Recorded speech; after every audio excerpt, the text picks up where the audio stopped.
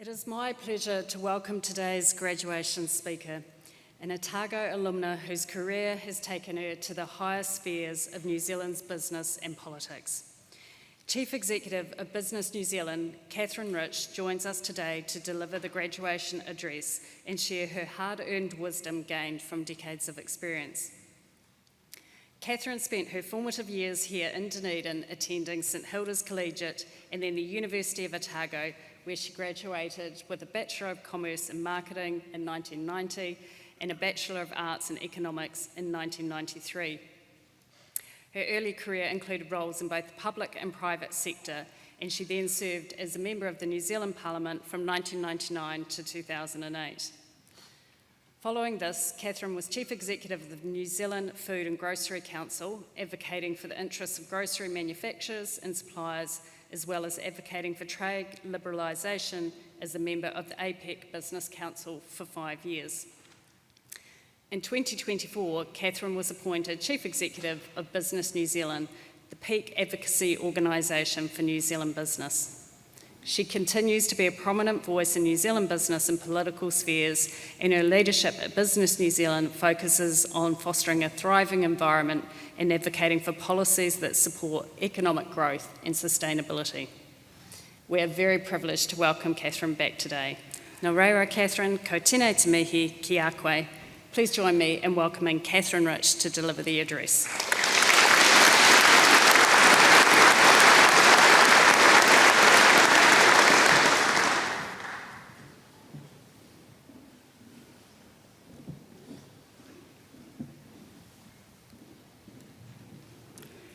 Tēnā koutou, tēnā koutou, tēnā koutou katoa.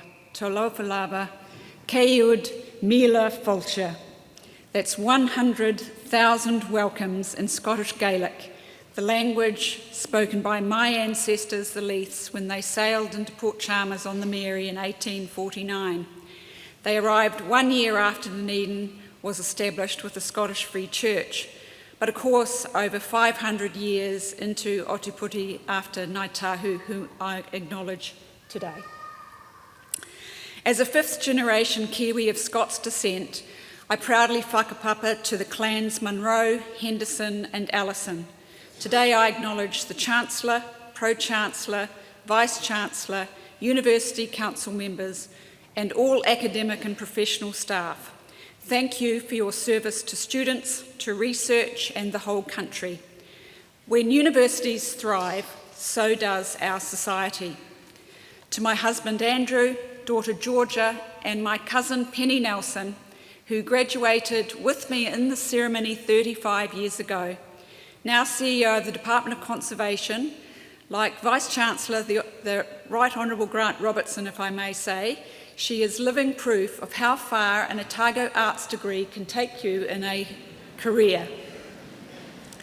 To all parents, whānau and friends, this is a special day of celebration, and after watching 3 of our children walk across this stage, I know your feelings of pride and, let's be honest, relief.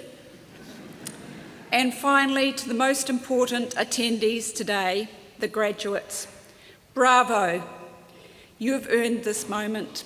Graduating is a milestone that represents your hard work and marks the next phase in your life. You are now part of an unbroken chain of Otago graduates dating back to 1874 and an alumni spread all over the world. Courses and technologies change over the decades, but the street names like Clyde, Castle and Dundas, the awe-inspiring clock tower, the burble of the Leith River, and the pride in seeing an Otago degree on the wall continue to unite generations of graduates. Never be shy to reach out to fellow alumni. We are here to help you succeed. Take time to appreciate your achievement. An Otago degree is not a cast iron guarantee of success, but it's certainly a strong foundation. I am so grateful for my degrees. I've been a public servant, a marketer, a member of parliament and a CEO, but for a girl of my generation, none of that would have been possible without the education I received here in Dunedin and at Otago University. I'm also deeply grateful to my ancestors whose struggle and sacrifice helped create the culture of education that gave me a chance to learn. They left Scotland with nothing but a belief that life could be better for their children, far from the British class system, and that access to education was essential. For Penny and me, there was never any doubt we were always going to go to Otago. Through our Henderson family line, we became the fourth generation to attend. We grew up hearing university memories from our great aunts and uncles and mothers, whether it be about Allen Hall plays in the 1930s, St Margaret's College in the 60s, Teachers College in the 70s, and the notorious Bowling Green pub in the 1920s, where there were secret doors for students to avoid police. But woven into these colourful tales was a deeper message rooted in our Scottish heritage that education was vital, especially for girls. Teaching and the arts dominated our family's education pathway. Our great-grandmother, Mary Agnes Burnside, graduated from Teachers College in 1898. Remarkable at a time when most students left school before the age of 13, and 6 of her siblings had died in childhood. Her daughter, our grandmother, Ellen Agnes Henderson, stood in this very hall in 1933 to receive her BA. The Otago Daily Times quaintly reports the delight of the, quote, shining heads of the sweet girl graduates.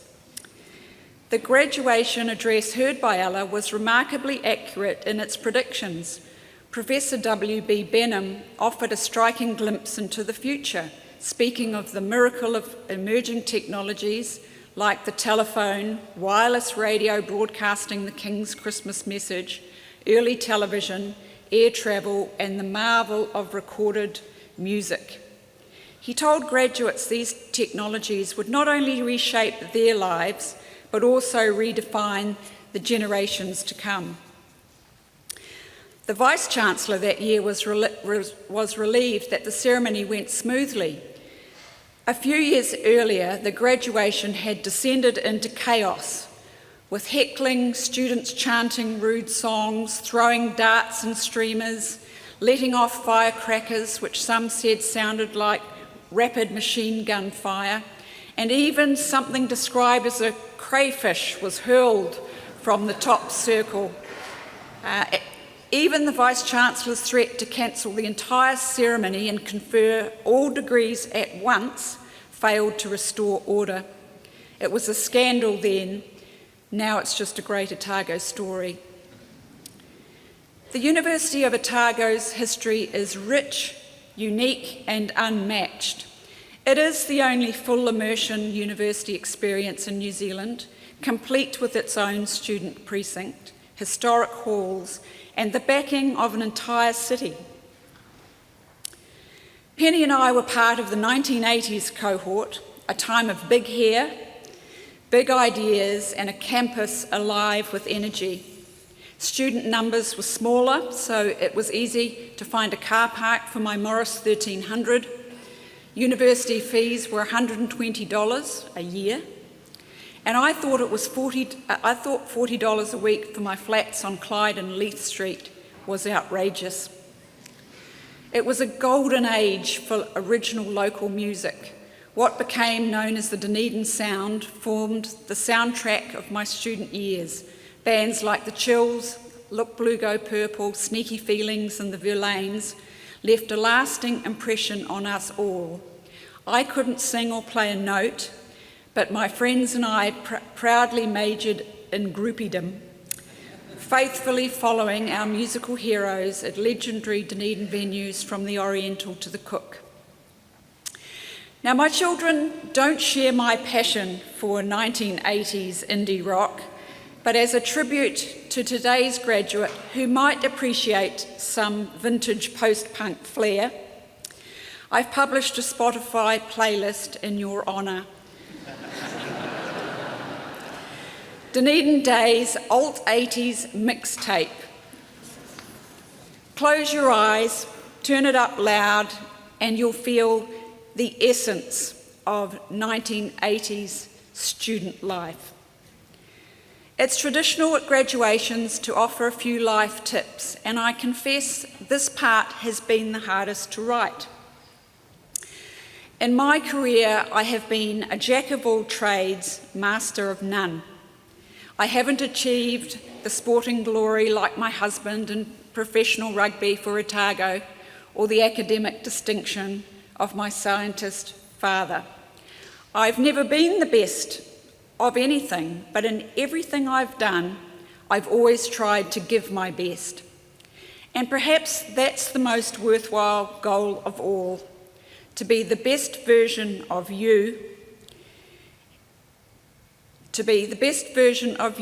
and not to waste energy measuring your life against someone else's highlight reel.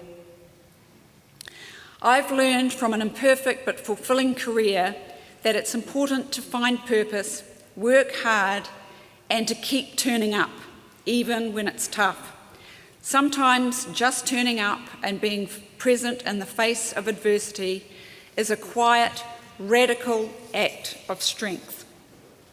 No matter what role I've had, my Bachelor of Arts has been invaluable at every stage. I'm absolutely grateful for my commerce degree also, and I remain indebted to the business school. But it was my arts courses that taught me how to think critically. So here's my theory as to why your degrees are valuable to you, to society, and why anyone who scoffs at the arts clearly does not understand the impact of what they're dismissing.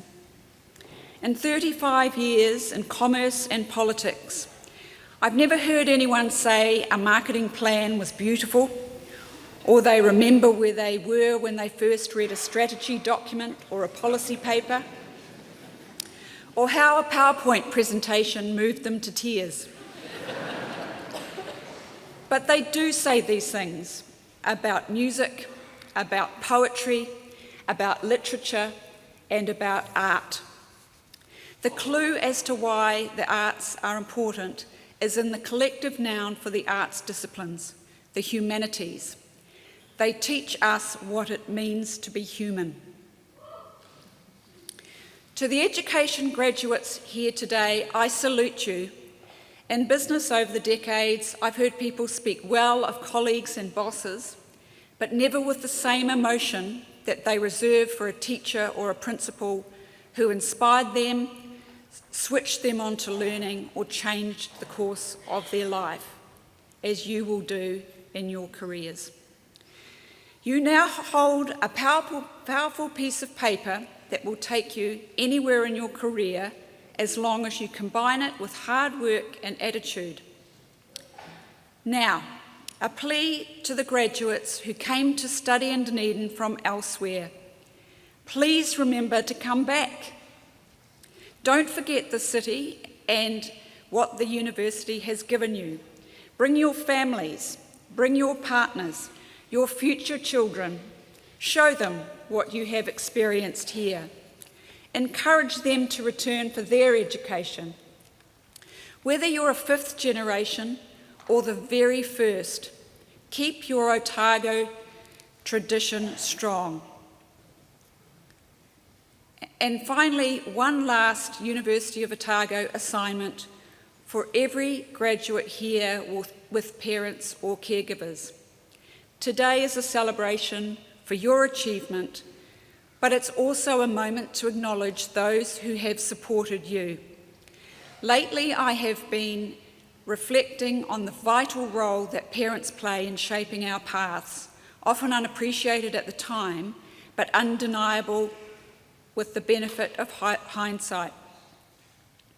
On this day, 1 year ago, my father, Dr. Jock Allison, died in Dunedin Hospital. At the time of my own graduation, I don't recall thanking him, or my mother for that matter. The only thing I remember is being scared stiff about tripping on the stage, walking across. But with time comes clarity.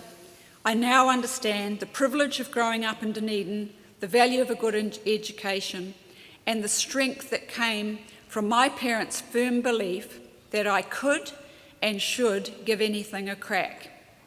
So today I dedicate this address to Dad and to all the fathers here, to Hilary, my mum, and all the mothers present, to every significant adult who has helped these graduates arrive at this moment. This is your achievement too. As a final message to all the graduates, let me share my fusion of the Ellison, Munro and Henderson clan mottos as a call to action to you and as my wish that you have fulfilling and great purposeful lives. By sea or by land, go boldly and do well. Tēnā koutou, tēnā koutou, tēnā koutou, katoa.